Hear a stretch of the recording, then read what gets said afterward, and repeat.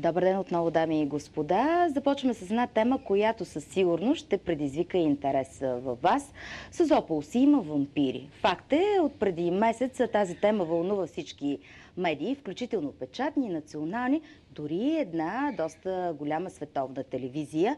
Бургас пък си има Деси Дюгеран, която в своят роман Преобразена разкрива вампирите в нов, коренно различен облик. Мога спокойно да кажа, че тя поставя началото на един нов жанр, който тепърва ще се развива. Той е между психотрилъра и вампирското фентази. Добър ден, Деси! Добър ден! Много ни е приятно, че си тук при нас, особено след нашумялата тема за вампирите. Тези вампири наистина бяха обзели всички. Всеки един от нас искаше да се докосне, да ги види дали са толкова интересни. Наистина, включително могат да се видят вече и в София. Кажи ни обаче ти как така се случиха твоите неща, че буквално след тази голяма тема издаваш книгата, която е доста голяма, между другото. Само да кажа колко страници е много. Това не е писана със сигурност за една седмица. Да кажем, че си направила пиар в никакъв случай. Не, категорично не. Но много интересно страници. Съвпаднаха двете събития. Много хора видяха провидение на съдбата между този вампир, който се откри, и премиерата на моята книга. Но всъщност историята на романа ми е доста отдавна започва. По-скоро преди 15 години. И когато всъщност в мен изникна идеята, че влюбвайки се във вампирите, след филма "Интервю с вампир", той ли те провокира оттам да тръгне историята? Да, определено. 100% бях провокирана на този филм. Гледала съм го поне 5-6 пъти на кино. Преди това темата за вампирите, признавам се, изобщо не ме е вълнувала. Но след този филм реших, че от стихове ще премина към нещо по-сериозно и нямах никакви колебания в себе си каква ще е темата. А темата, естествено, са моите любими вампири. Знаеш ли, че това е печеливша формула? Между другото, факт е, че тези филми с вампири като че ли най-много се гледат. Виждаме с много сериозни приходи са правенето на тези филми, но пък те се възвръщат, защото не е тайна, че трудно се правят тези филми.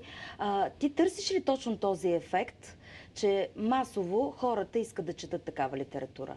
Говорим за фентази, за психотрилър, но преди малко пък казах, че ти поставяш като че ли преправяш някаква пътечка за някакъв нов жанр, който не е толкова известен. Именно романа ми "Преобразена", не бих казала, че това е класическото фентази, това, което всеки очаква с традиционните атрибути. Не е типичната книга от жанра вампирски саги. Тоест, тези, които обичат жанра, знаят, обикновено в центъра на сюжета е една любовна история, която се развива в някаква сюжетна линия. При мен не е така. Не, че няма любов. Страст има доста, но главният сюжет на моя роман е всъщност една война. Тоест, война между видове, като хората стават неволни свидетели. Това е главният сюжет на романа ми и по този начин той се различава от останалите книги за вампири.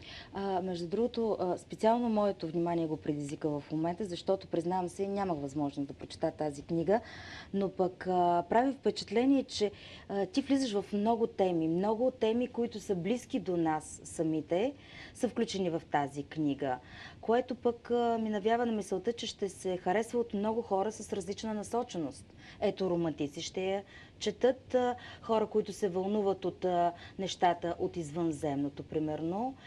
Както каза, че различни планети тук има намесени, хора, които се интересуват от бъдещето. Защо не и хора традиционалисти? Ето, войната е нещо, което е дълбоко заложено в историята на всяка една страна. Именно, книгата ми мога да кажа, има ли някакъв таргет, някаква насоченост, някакъв вид, извинявам се, че употребявам тази дума, но тя вече широко разпространена. Точно. Целта на романа е да докосне колкото се може повече хора. Всеки на всякаква възраст може да намери нещо, което да му допадне в романа. Има война, Има извънземни, има вампири, има още няколко раси. И всичко това е преплетено обаче с темата за човечността. Тоест, основен акцент след войната е темата за човечността. Това ли е посланието ти към хората, които искат да прочитат тази книга? Да, бих казала да. Моята героиня се бори 800 страници, романа не е малък, поне тази първа част. Тя се бори в цялата книга да остане човек. И едва на последната страница се случва това, което трябва да се случи. Тоест тя преминава към друг вид. Тя се преобразява. Търсиш ли някакъв образ в тази героиня? Как точно си я представяш ти? И как я описва в книгата ти? Моята героиня няма нищо общо с мен, т.е. с моите нагласи, така както аз приемам света. Тя е доста различна и самия образ се изгради във времето. Тоест, започвайки в началото, аз нямах в главата си точна представа как трябва да изглежда моята героиня. Това, което заложих в нея е тази борбеност. Тя намира начин във всеки един момент, дори когато смъртта дебне зад гърба и тя да преодолее, и то да го преодолее с хладнокръвие, което малко хора притежават. Това е моята героиня. Много борбена и доста енатлива. Знаеш ли, прави ми впечатление, че си вмъкнала чувства, виждания за живота, включително и характера на жената в днешно време, пречупено през погледа на твоята фантазия в книгата, на твоята измислица в добрия смисъл, го казвам, разбира се. Търсиш ли еманципацията? Тук ти каза борбена. Всяка една жена иска да бъде еманципирана, да бъде първа, да успее в живота. Такава ли е твоята героиня? Моята героиня, повечето от читателите я приемат така. Но нейната единствена цел в живота е да остане незабелязана, да води нормален живот и колкото повече се стреми към тази толкова елементарна цел, толкова повече бяга от нея. Но не е еманципирана. Според мен не е. Защо се казва така преобразена? Какво я преобразява нея? Едната от расите се нарича расата на преобразените. Оттам има процес, при който хора с специални гени претърпяват трансформация до тази раса. Оттам идва и заглавието на романа Преобразена. Ти каза, че тук сериозен акцент са вампирите. Предварително чете ли достатъчно, за да навлезеш в тази материя, или ти стигаше достатъчно да видиш този филм 5-6 пъти, за да си представиш и да го пресъздадеш през твоя поглед и през твоята мисъл? Не четах, не се информирах допълнително за моите герои. Всичко дойде и се роди спонтанно. И те са много различни, моите вампири. В смисъл, начина на съществуването им, начина на убиването им, съвсем различни. Абсолютно нова представа и концепция за вампирите. Мястото на любовта, каза, че тук също присъства. Няма как книга без любов и филм без любов. Има е любовта, да, но не искам да казвам повече за нея, защото тя е много всепоглъщаща и тя се заражда с напредването на романа. Тоест, истинската любов ще бъде по-скоро във втора част. Във втора част. Кажи ни първа част, тъй като това е книга първа, ти си решила да направиш 2 части, нали така? Това са ми първоначалните планове. Защо не трилогия? Всички казват трилогия, включително и това наименование го има в литературата. Честно да си призная, думата трилогия изобщо не ми харесва. Колкото и странно да звучи този факт. И не обичам аз самата да чета трилогии. Смяташ, че в 2 части е по-добрият вариант? Да.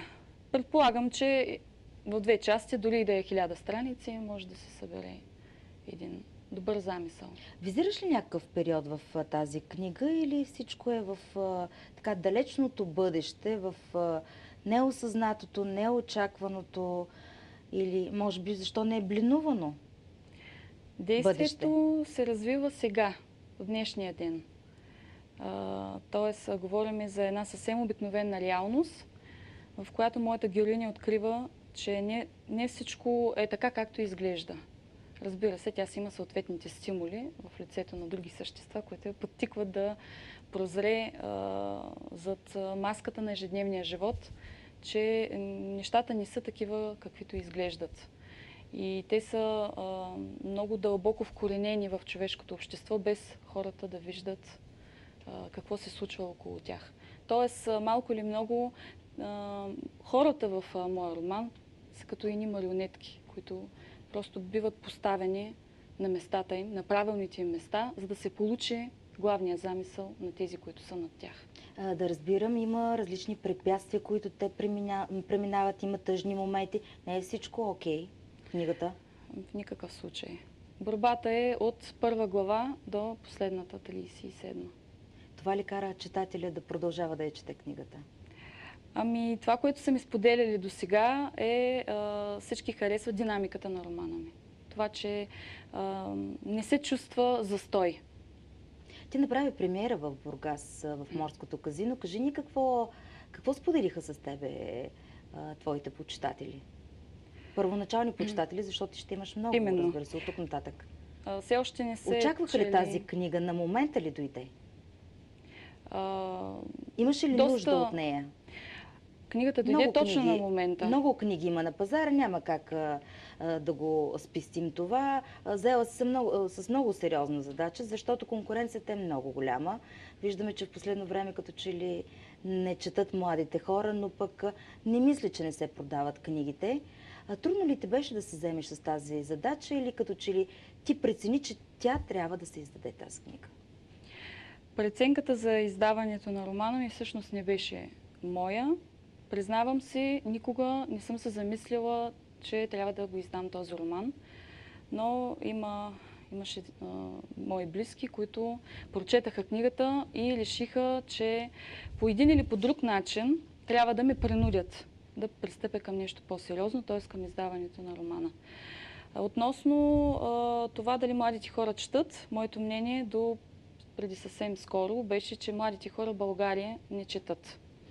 Но това се оказа една голяма лъжа. Моите почитатели са в възрастта между 15 и 25 години. Много хубава новина казваш в момента. Наистина радвам се, че е така, да. Ако е така наистина.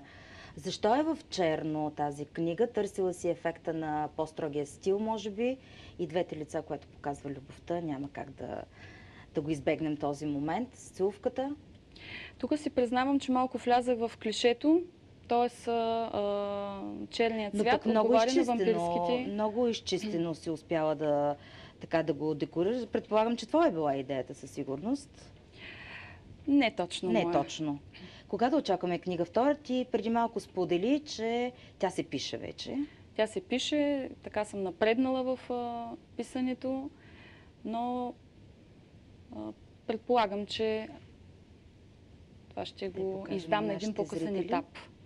В смисъл, още ми е много рано, за да обявя кога ще издам втора част. Но тя ще бъде някакво продължение на това, което... Продължение, да. Тя ще бъде продължение на първа книга, Преобразена. Освен да ти пожелаем успехи с втората книга и отново да успееш да я представиш и да има все повече и повече хора, които желаят да прочитат. Защо не да дадем старт на една нова култура в България, да четат книги, особено такъв тип.